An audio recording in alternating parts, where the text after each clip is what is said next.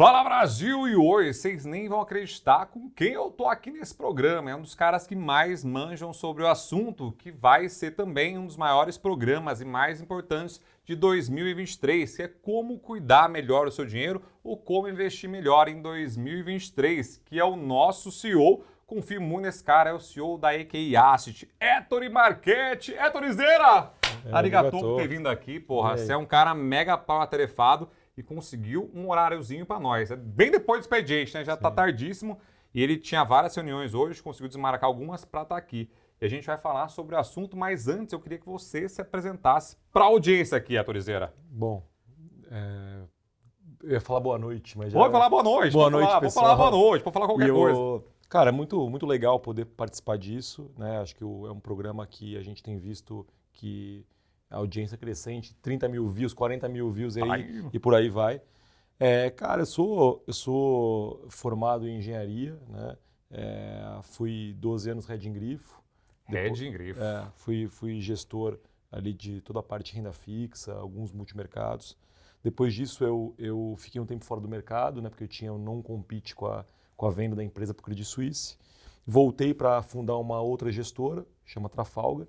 E desde 2020 estou aqui na EQI, muito feliz de poder encabeçar esse projeto. A gente começou o projeto da Asset com 6 pessoas e 0 de patrimônio em outubro de 2020. Hoje estamos com 52 pessoas. Está com 52 já ali? 52 pessoas e 3 bilhões e 400 milhões de reais. Caraca! E com o desafio de entregar 7 bi no final desse ano de 23. Então, mas com toda certeza vai conseguir.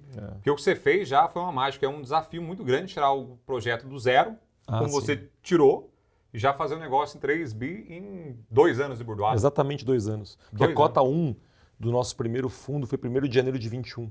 2 anos. 2 e anos é surreal. É surreal, mas o mais surreal, além do dinheiro, obviamente, é a quantidade de pessoas que você conseguiu trazer e consegue fazer com maestria esse serviço de CEO, né? Porque é muito mais difícil do que ser um gestor de fundo, não é? Eu brinco com o pessoal que ali a gente tem a reunião de caixa todo dia 8h30, né? Acaba 9, 9h15. Aí eu brinco que das 9 até as 10h30 eu divã, porque sempre tem alguém, tem um minutinho, tem um... Então no final você tem o trabalho psicológico ali de manhã, 2 horinhas, e depois a gente vai pro pauleira ali. Que doideira, é uma equipe muito legal e tem grandes gestores com você ali, né? Então não foi só trazer o povo, é trazer um povo muito relevante, tipo o Stefan, por exemplo. Stefan Kraus, que é o Stefan Vraus, que é o nosso economista.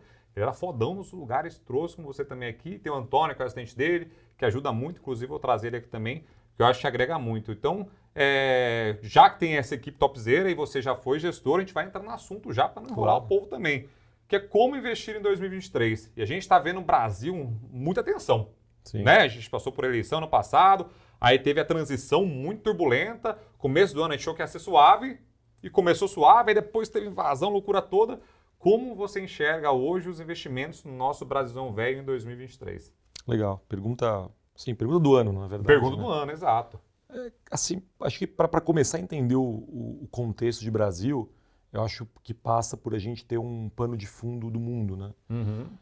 A gente vê o mundo com um cenário ainda desafiador, tá? Porque a gente tem uma probabilidade de um cenário de recessão ou uma sensação de recessão nas economias centrais, principalmente Europa, seguido para os Estados Unidos. Então a gente está ali, o PIB vai ficar muito próximo de 0 a -1 nesses 2 blocos econômicos.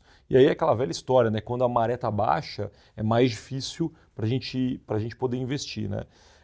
A gente olha, por outro lado, a China reabrindo, né? Então a China teve uma condição, na minha opinião, caótica da questão do Covid, né? Demorou para deixar a população se infectar, tinha muito medo de colapsar o sistema de saúde, mas agora praticamente a gente tem visto nas últimas 3, 4 semanas o processo de capitulação. Então, ao reabrir a China, você começa a voltar a uma normalidade ali da parte de commodities, da parte das cadeias de produção que ainda não estão normalizados perante ao bloco econômico asiático. Então a gente acha que com a reabertura de China, você começa a ter algum incentivo de alocação para mercados emergentes, principalmente os mercados emergentes que têm alguma correlação com commodity. Então a gente está um pouco mais otimista com commodities esse ano, tá? Brasil, principalmente câmbio, um pedaço da bolsa, mesmo a questão dos juros de longo prazo, tem uma correlação natural com o ciclo de commodities, né? O Lula, em geral, tem sorte nisso, então ele também ele tem uma correlação grande aí com as commodities em alta. Então a gente acha que o Brasil ele vai se colocar bem aí nesse mundo relativo de mercados emergentes. E para aumentar ainda mais esse potencial positivo de Brasil, a gente brinca que a gente vai ganhar de WO, né? Porque a Rússia hoje é investível, né? É não investível, né? A gente tem um problema na América Latina com o Chile, com a Argentina nem se fala, a Colômbia está um pouco mais complicado, até pelo próprio cenário político. Então, na verdade, Brasil e México, principalmente, um pouco menor escala Índia, são países que vão acabar concentrando o fluxo do estrangeiro para o mercado emergente. Então a gente acha que quando a gente cruza o mundo, mesmo com as economias centrais crescendo menos, mas uma recessão, se ela vier bem suave, e a China reabrindo, e o mundo propenso a procurar países que vão trazer algum potencial de retorno, porque os ativos estão com preços atrativos, Brasil vira um dos principais destaques junto com o México. Então, esse é o contexto global. Aí vem a nossa parte de fazer a nossa lição de casa. Exato. Né? Então, porque o Paulo Guedes já dizia isso, né? Que o Brasil estava fadado a dar certo devido às circunstâncias. E aí aconteceu, tudo aconteceu e a gente está vivendo esse momento turbulento que está. Ainda a gente está fadado a dar certo? Então, conta disso? Aí, assim, a gente acha que o mundo vai ajudar o Brasil, tá? Principalmente em termos relativos. E aí o Brasil tem que se ajudar. Né? O que é o Brasil se ajudar? A gente veio de um governo que fez algumas reformas microeconômicas muito importantes, independência do Banco Central, lei das estatais, lei de saneamento, privatização de alguns ativos importantes e alguns menores que também são importantes, como os aeroportos, né, regionais. A gente viu um governo que fez uma desoneração, um pouquinho na força no final ali do governo, mas ao longo do governo inteiro alguma desoneração legal e que estava fazendo o processo de arrecadação crescer de uma forma mais natural e a gente via uma dívida estabilizando e começando a cair. Agora o cenário, na nossa opinião, mudou um pouco. Né? A gente tem provavelmente um governo que é naturalmente expansionista, né? Então a gente vai ter expansão de gasto, algumas coisas que a gente não gosta, mas que vão vir no pacote, tá? Então expansão real, salário mínimo, mesmo um pouco mais de para fiscal, né? Que são os bancos públicos e o BNDES expandindo o balanço, então essa parte ruim. Né?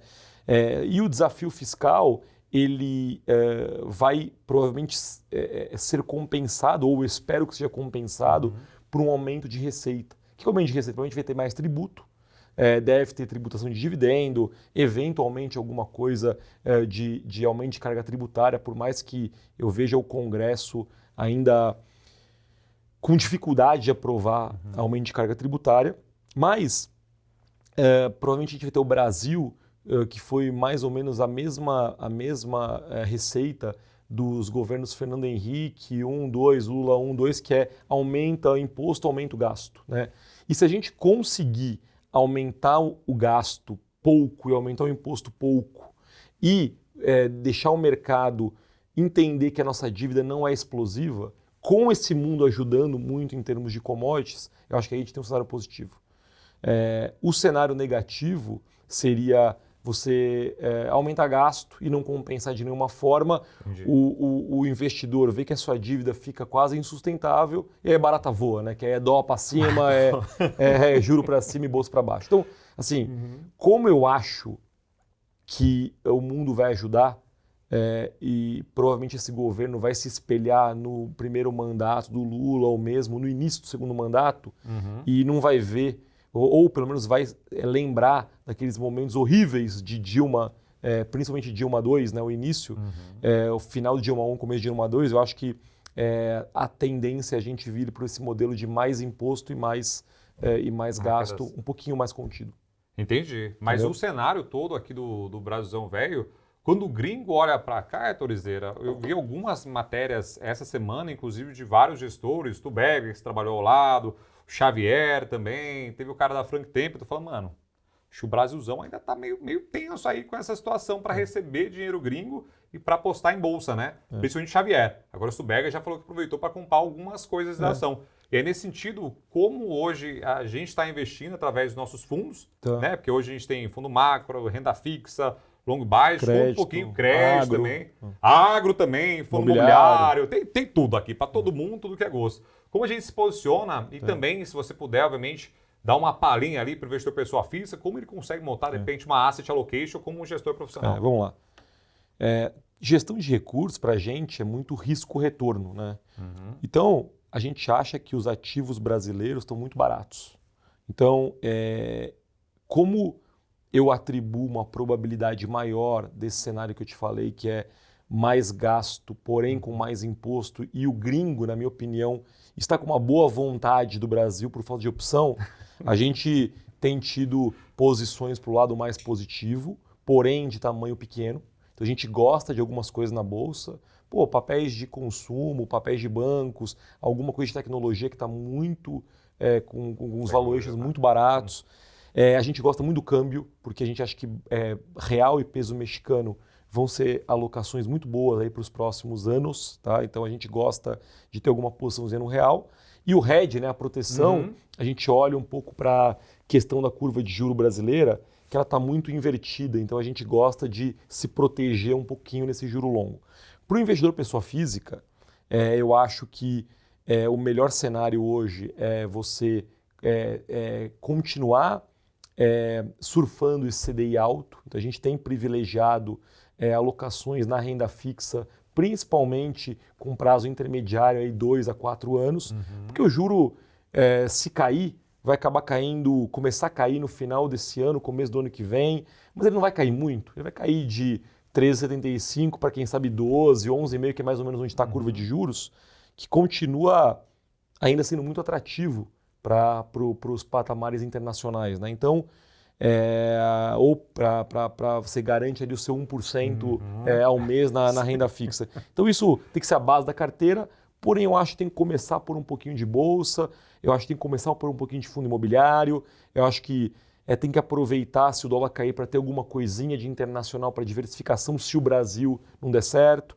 Então, a minha dica é essa, deixa o grosso na renda fixa, porque está muito gordinha, né? E o momento é bom, mas comece a popular sua carteira com renda variável, com fundo imobiliário, com fundo agro e aproveite as oportunidades. Não é agora, eu acho que quando o câmbio vier ali para baixo de 5, é para ter uma exposiçãozinha offshore. Quem não tem e quem tem é para deixar lá, porque é uma boa aposentadoria, é uma boa diversificação. Exato. Mas hoje a gente tem aqui também em casa, você falou das classes de ativos separadas, mas hoje o cara também consegue montar uma carteira através de fundos, como se ele fosse um fundo de fundos, por exemplo. Claro. Como que a EQI hoje, ou o mercado todo, né, de fundos, consegue ajudar o investidor? A gente tem fundo de crédito... A gente aqui é uma asset multiproduto, né? Então a gente acaba tentando entregar solução para o cliente de todas as naturezas, né? Então a gente tem desde os fundos de crédito, os fundos DI, né, passando pelos fundos de crédito, renda fixa.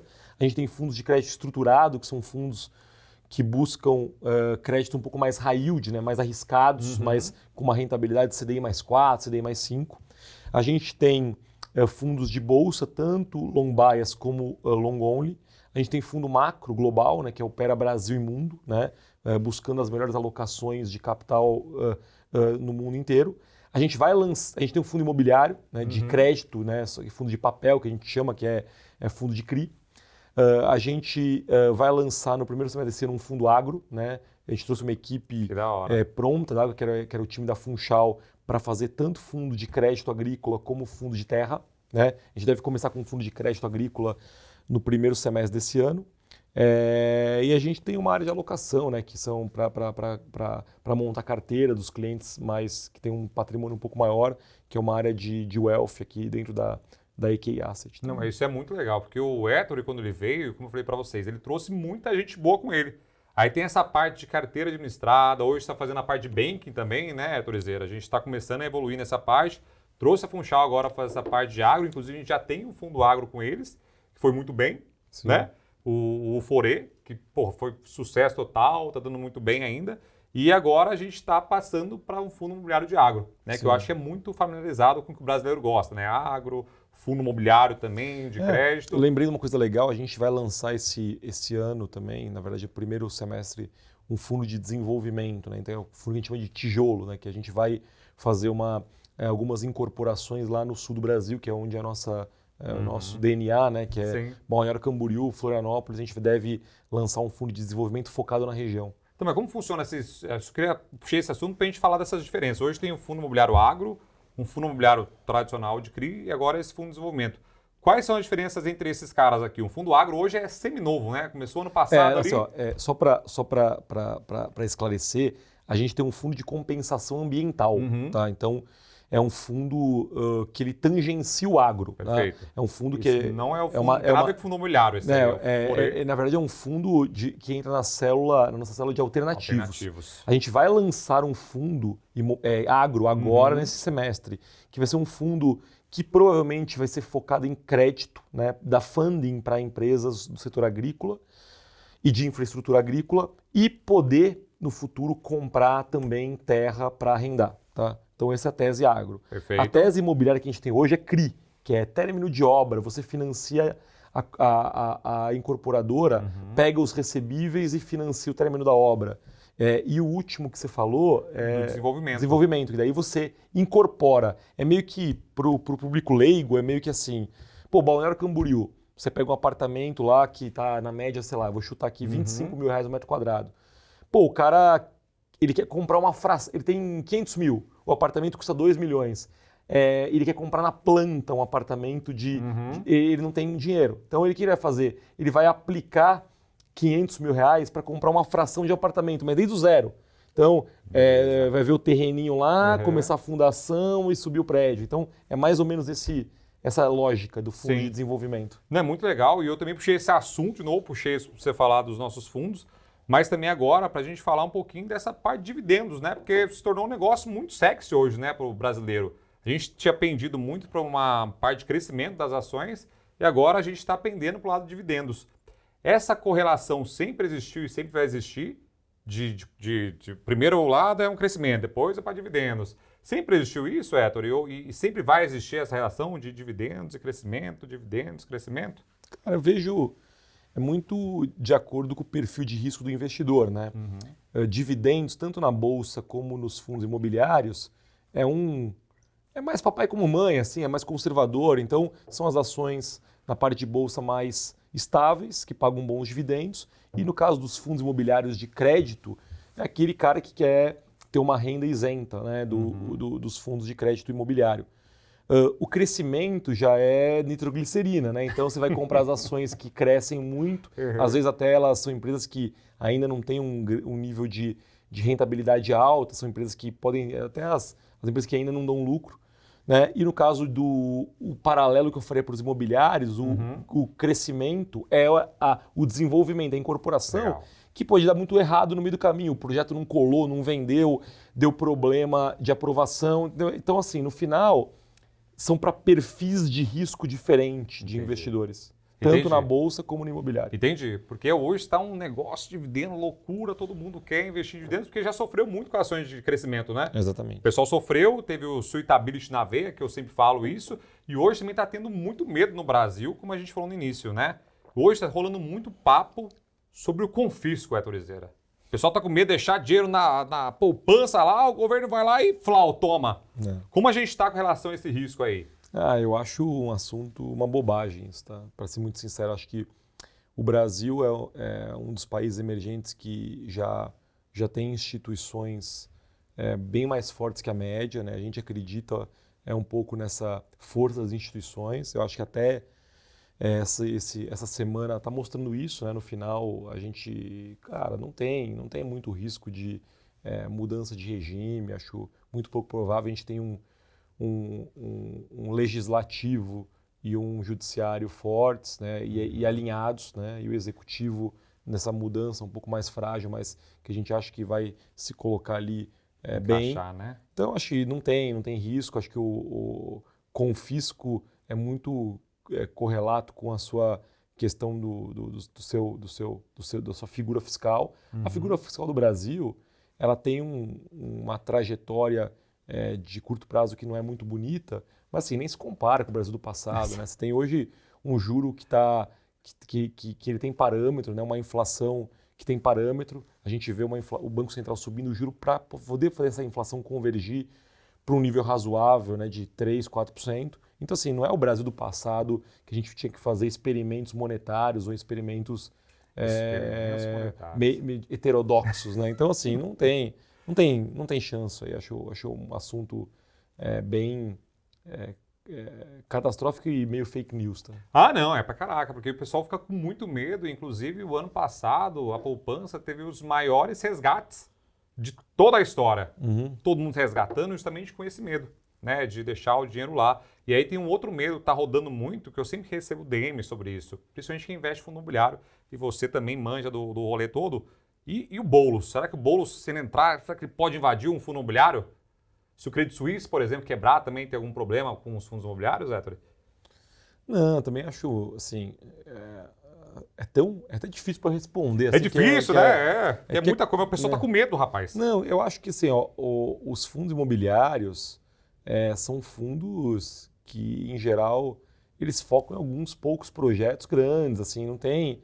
E, pô, acho que a gente está anos-luz de falar de invasão de propriedade, sim, não tem, isso aí é um cenário de cauda, né? Acho que, pô, você vê, nem na Argentina que está acontecendo, você não discute isso. Então, acho que é bobagem, acho que, inclusive, eu vejo uma oportunidade de muitos fundos imobiliários que estão negociando com muito desconto em relação ao patrimonial, então isso o investidor tem que olhar isso como uma oportunidade de comprar e não sair vendendo, né?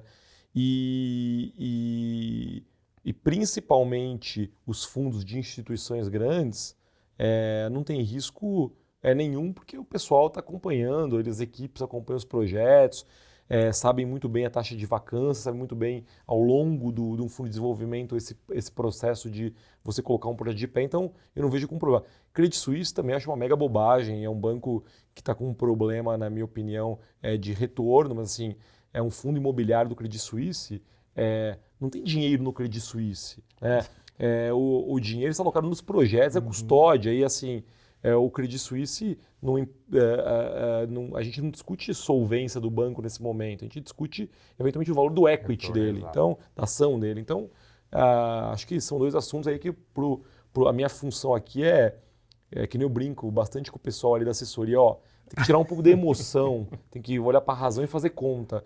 Eu olharia por outro lado. Se o pessoal está pensando assim, está criando oportunidade da gente comprar coisa barata, principalmente nesse mundo imobiliário. Então, mas você vendo como funciona a cabeça, muito diferente de um cara, pessoa física, e de um gestor profissional? E aí, já aproveitando esse gancho também, queria já que você explicasse para o povo também qual a diferença entre um cara que investe pessoa física, e acha que é o bambambam, porque em 2019 ganha muito dinheiro, né? E um gestor profissional, porque é muita diferença, né? Você tem acesso a milhares de informações, o cara não tem, você tem uma equipe de 52 pessoas, o cara não tem.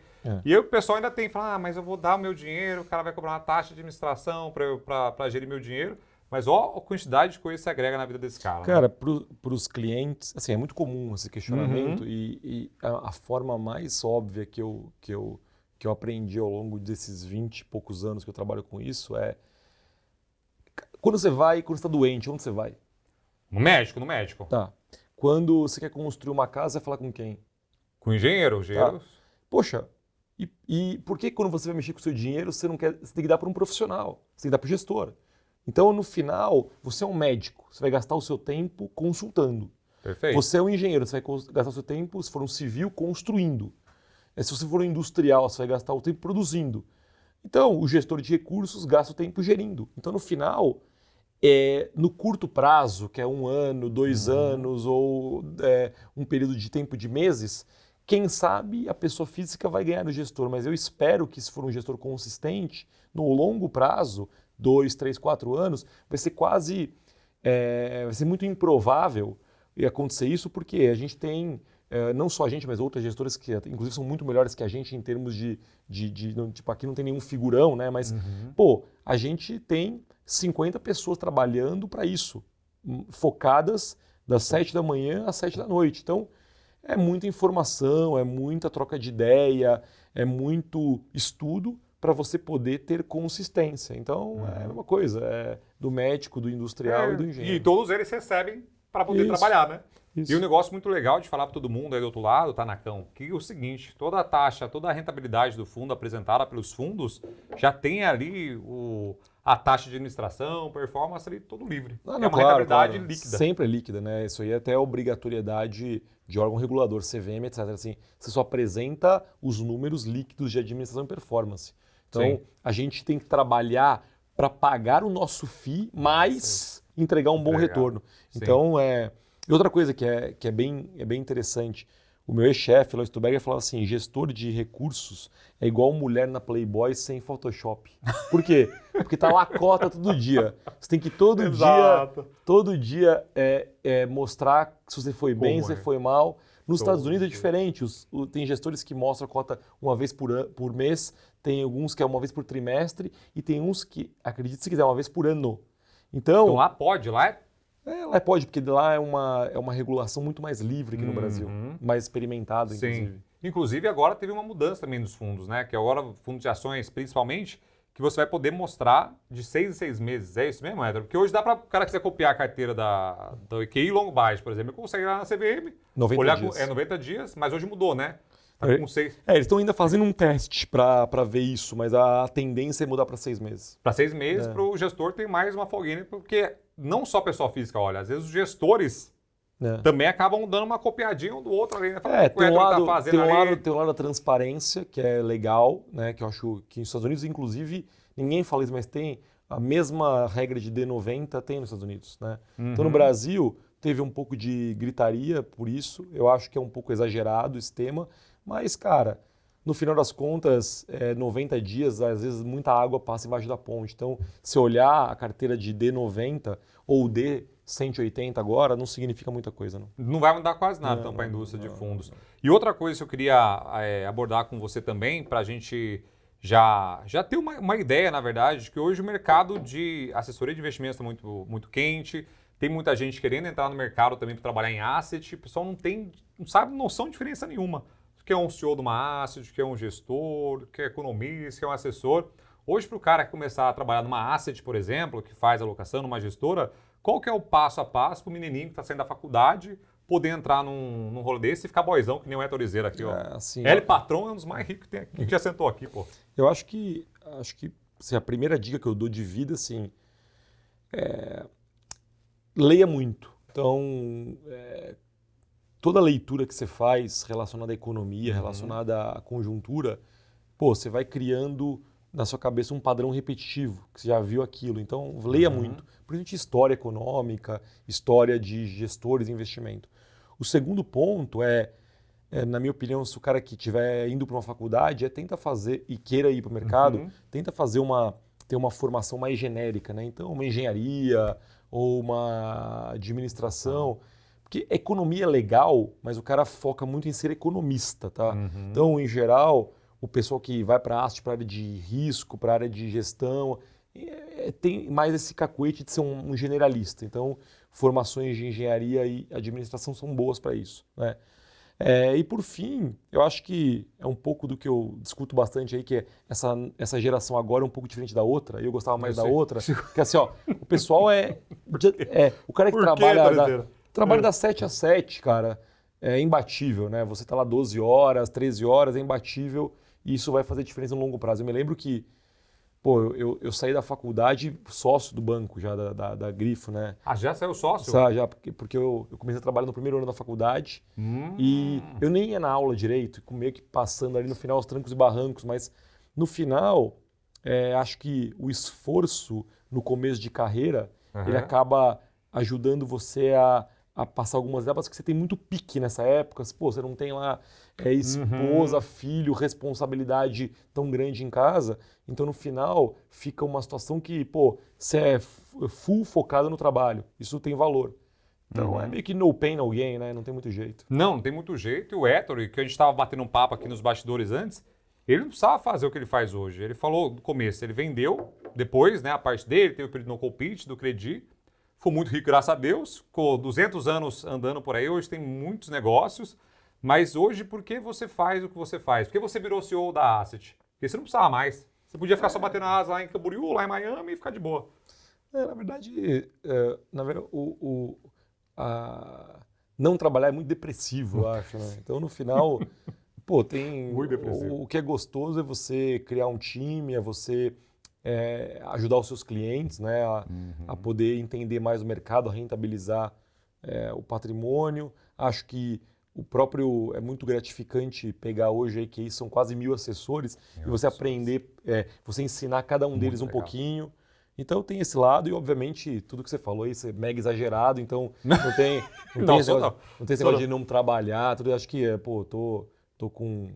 fiz 40 anos agora, então acho que tem aí mais uns 15, 20 anos de lenha pra Tá queimar. voando, mas não precisava. Você concorda? Não precisava. Mas você trabalha, e trabalha feito um doido mesmo. Você chega de manhãzinha, ele tá aqui, faz as crianças dele chegar ali, tem um japonesinho que ele escraviza lá, o chinesinho, que é japonês também, chega ali 5 horas da manhã, preparar tudo pra ele. Mano, e a criançada segue exatamente o mesmo padrão, justamente porque tem você como referência, né? Mas porque o pessoal deve trabalhar muito, como você falou? Porque, porra, se o cara não... Tem gente que fala assim, não, vou trabalhar ali das 8 às 5 e tá de boa já.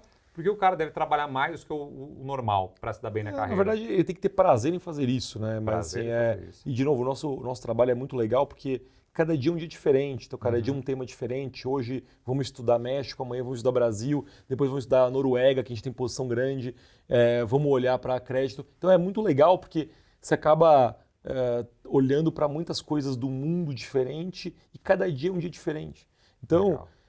Obviamente a molecada tem a sua rotina, a sua função, mas eles podem também viver esse mundo de olhar coisas diferentes, né? Imobiliário, agro, alocação. Então é muito legal. Agora, quem gosta disso, naturalmente vai trabalhar muito, 12 horas por dia, 13 horas por dia. Quem não gostar disso, vai ser natural que o cara não vai conseguir, no longo prazo, ficar aqui com a gente. Perfeito. Então é isso. Seleção seleção natural. Seleção natural. E pra gente finalizar aqui, já Torizeiro, o pessoal tá comendo meu rabo aqui, começou a vibrar aqui, o pessoal come meu rabo aqui. É o seguinte, pro investidor hoje, então a gente falou como tá a situação do Brasil e o futuro. Vamos jogar 23, já falou, mas 24/25 aí. Como o cara pode montar? Tá longe, tá muito longe, né? Vamos falar de agora então? Como o cara consegue montar uma carteira de investimentos para passar aí todo esse perrengue de curto prazo e já montar para longo prazo? Acho que é isso, cara. Tem uma diversificação. Então, todo mundo tem que ter um pouquinho lá fora, é legal. Tenha aqui no Brasil, aproveite essa renda fixa gorda, mas já tenha coisa no imobiliário, na bolsa e no agro, porque estão muito baratos. Então, se você conseguir juntar essas 5 coisas e ao mesmo tempo, que eu brinco pessoal, o cara tem que olhar a carteira dele e conseguir dormir bem. Boa. Porque é importante o cara estar adequado ao padrão de volatilidade e oscilação. Dormindo bem, diversificando, não tem muito erro. Perfeito. E vamos fazer um bate-bola rapidão? Bate-bola é ping-pong, é o beach tênis, eu falo, você fala. Um livro, Torizeira. Um livro. Pô, eu gosto muito da biografia do Olavo Setúbal. Biografia é legal pra caraca, né? Porque você aprende de fato com o que o cara fez ao longo do tempo. Como ele construiu Itaú é bem legal. Assim, tipo, porrada. E como ele, lá atrás, quando contra todos, ele queria investir em tecnologia e, criou Itaú Tech, isso é bem legal. Que doideira. E um filme, topzera, pro pessoal explodir a mente. Pode ser um idiota também, tanto faz. Para Roma com Amor. Para Roma com Amor, esse é bem legal. Mas esse aí é fofolete, é comédia. Não, é aquele, mesmo do Meia-Noite em Paris, lá, esqueci o nome do diretor, sou meio ruim de nome. Mas também sou horrível, mas é bom. É uma comédia sarcástica muito legal. Topzera. E agora eu esqueci a próxima pergunta do Ping Pong Brasil. É filme, livro e próximo vamos falar de beach tênis. Beach tênis. Beach tênis, eu sei que você tem uma casa na praia com uma quadra de tênis. Beach tênis ou tênis? Não, tênis. Mais técnica. Porque o beach tênis é mais loucura, né? Joga pra lá, mas dá pra jogar com mais gente, mas tênis é mais desafiador. É mais desafiador. E última pergunta é se você é Faria Limer ou não é? Lógico que não. Como não é, Torizeira? Você é daqui, mas não é. Não, o Juliano, não é Torizeira, é vida louca também. O Juliano brinca o seguinte, que a gente se deu bem, porque ele tem uma regra que é contrate paulistas mal vestidos e cariocas bem vestidos, né? Então, Então somos nós, no caso, né? Faria Lima, no coletinho, tô fora. Sai dessa vida, né? Não é Torizeira dos nossos. Vida louca também, sangue bom, subiu Everest, anda de bicicleta. Sangue bom pra caraca. E a Torizeira, como faz o pessoal hoje investir nos fundos da EQI e por que eles devem investir com a Torizeira? Acho que é abrir conta, na verdade a gente é plataforma aberta, né? Então a gente tá no BTG Digital. Então você pode alocar via assessoria, né? Então a gente tem, que nem eu falei, eu não vou gastar tempo aqui, então são 8 áreas de gestão, é muita coisa, mas a gente tem solução para todas as necessidades dos clientes. E por que investir? Porque a gente tem 52 pessoas dedicadas a um bem comum de entregar rentabilidade, então a gente sabe o que está fazendo. E entrega, né? O pessoal fica muito satisfeito, tem vários clientes, inclusive, lá com a Torizeira. E graças a Deus estão indo muito bem, inclusive ganhou o prêmio de melhor fundo macro esses dias também, né? Estamos nos top 1. E como eles fazem para te achar nas redes sociais, que é só conteúdo porrada. Legal, tem Twitter, no Instagram também. Tem o Twitter, emarket77, né? No Instagram é ettore.market. E só que eu tenho. E só os dois, mas só conteúdo porrada. Só conteúdo porrada. Você posta o Twitter, tem muito gráfico, muita informação topzera. Então já segue lá o Torizeira também. Torizeira, obrigado. Arigatô. Papo Topzera, espero que vocês tenham aprendido aí como cuidar melhor do seu dinheiro em 2023. E lembrando que esse é um programa da Monet, feito em parceria com a QI Investimentos. Então, se precisar abrir conta, vai estar aqui um link embaixo, só abrir que minha equipe liga para vocês. E também para assinar a Monet, tem aqui, vai ter um link de degustação para vocês aprenderem melhor. Tem vários cursos lá também. E o Ettore vai ter todos os links aqui embaixo, junto também com vou botar aqui o site da EQI Asset para vocês já conhecerem lá também todo o trabalho, ver todas as lâminas e tudo mais. Então é isso aí, né, Torizeira? Beijinho no Furico, tchau, tchau!